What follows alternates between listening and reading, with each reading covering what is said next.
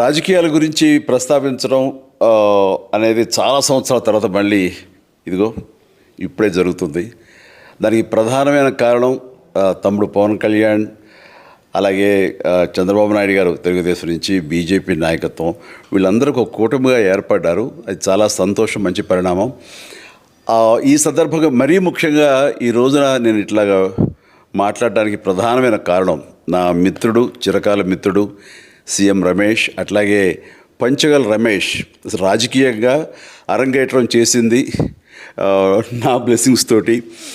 అది తను.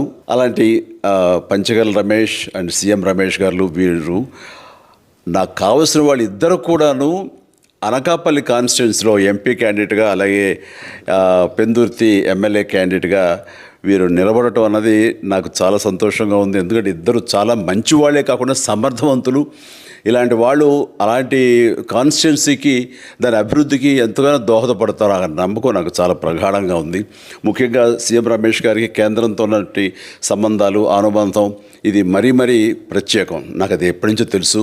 వారి గురించి నేను వింటూనే ఉన్నాను, చూస్తూనే ఉన్నాను.